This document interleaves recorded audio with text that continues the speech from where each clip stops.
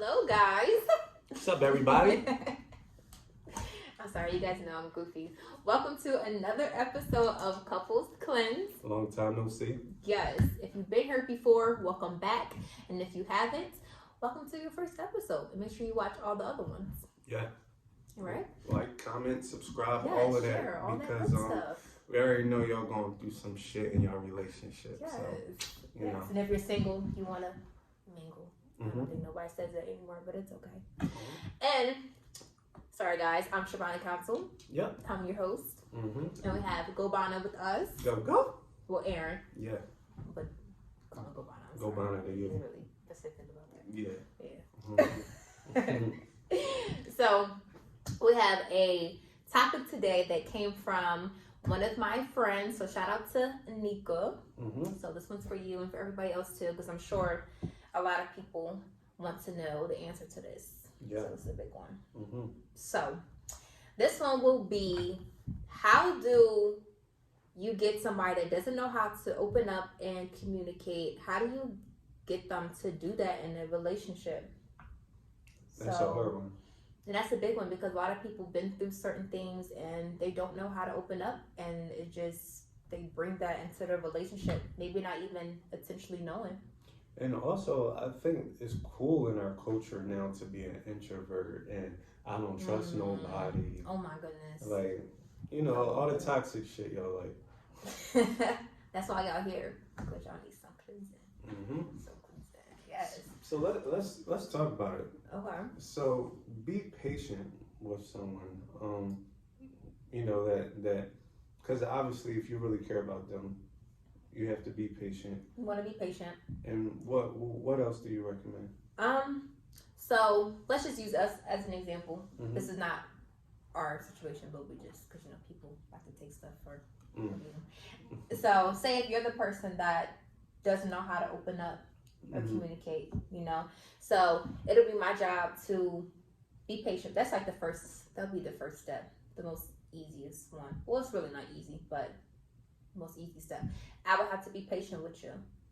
Mhm. You know, you're coming into this, I'm realizing that you're not talking as much, or you don't like to open up about maybe past traumas or anything current. If we're going through something, like you don't really know how to talk about it, how to vent. Or how to express your emotions. Yes, how to express your feelings. Right. So what I can do is be patient with you, because if I'm rushing you and every time we encounter something and I'm still like trying to make you really talk, like that can be irritating. Sorry. And that can make you that's going to make you really not want to talk and open up. So you're not going to get what you want by trying to rush somebody into something. Don't you know how basically someone just keeps asking, what's wrong? What's wrong? What's wrong? Like, right. it makes you more on edge. It gives you anxiety probably. So, you know, that's not the proper thing to do. Correct. So you're saying like allow them to communicate. Another thing that you do a good job at is kind of asking questions, not just what's wrong, but asking questions around. Do you feel worried?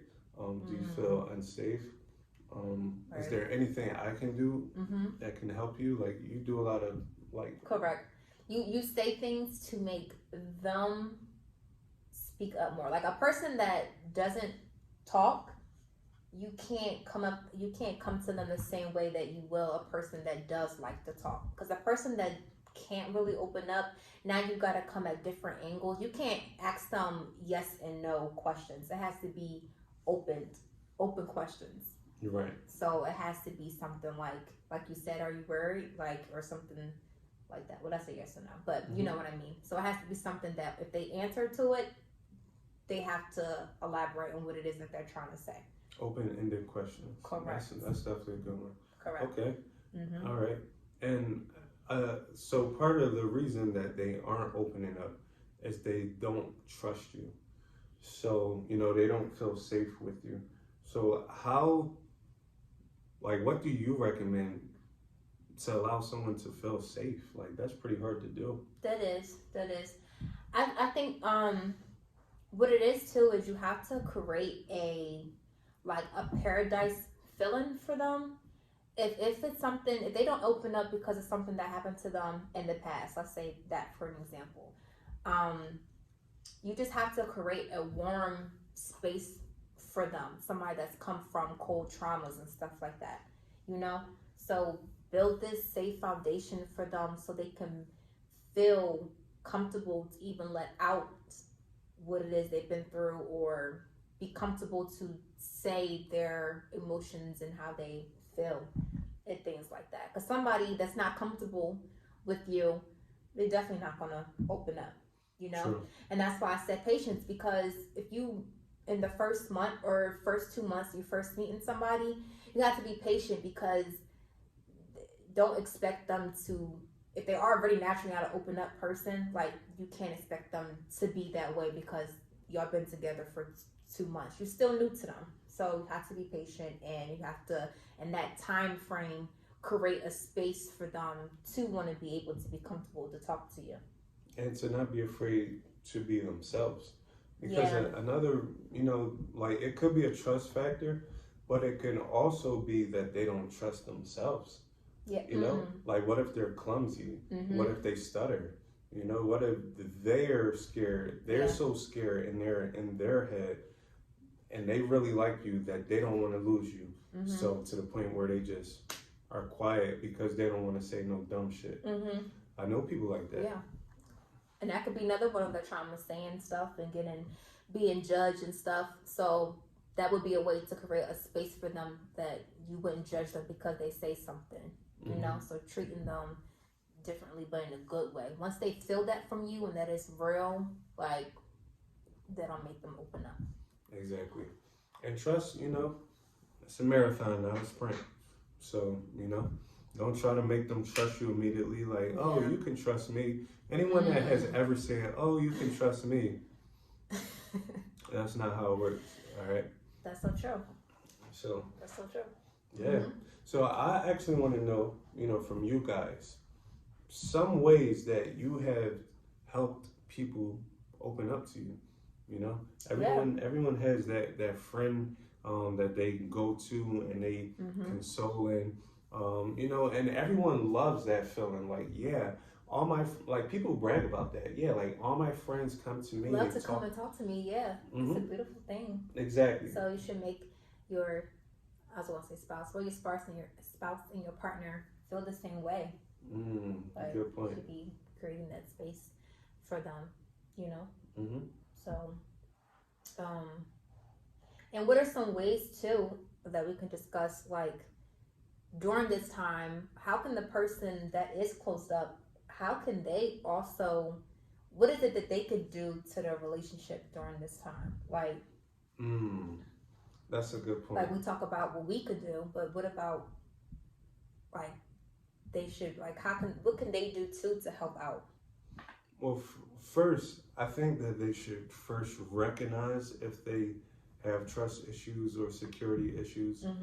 And I think that that's a good place to start, and be like, yo, like, I'm typically an introvert. I don't really be trusting people. Yeah. So at least the person knows, like, oh, okay, so you're not just not interested in me. You just have problems opening up. Yeah. Well, let's do that. Let's work on that together. That's a good one. So that person should acknowledge it, and in some shape or form, try to work on it. Exactly. Try to work on it. And then a couple of other options too, after you acknowledge it, which is the first option, but do some research. Look up ways to, you know, kind of get over your trust issues.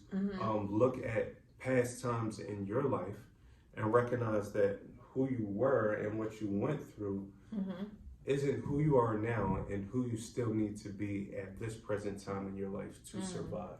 Yeah. A lot of people close up because it's a survival technique. Yeah. When you no longer have to survive, you have to thrive. Yeah. I'm getting good at this. Gyms on, that's what some gyms on. Yes. So. I'm done for the day. You're done?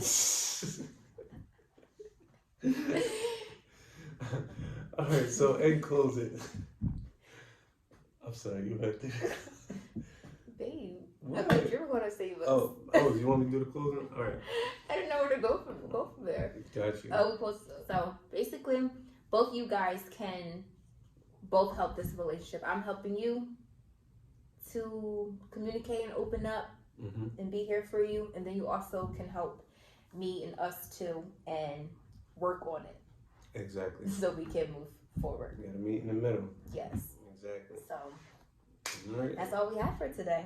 Appreciate you guys. Yes. All right. So like we said, comment below. All right. Any ways that you have helped people to open up. Because I already know if you're an introvert, you're not going tight. Oh, like y'all DM me though. Y'all love to DM me. Y'all do. Y'all some secret squirrels. They are. I'm like, it's cool. It's cool. And any niggas don't be DMing my girl either. It's crazy. And also for the other person, for the people that are closed up, what are some ways that you help to either get through that, or what did you do?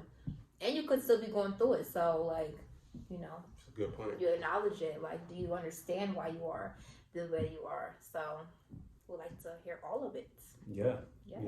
Spill the tea.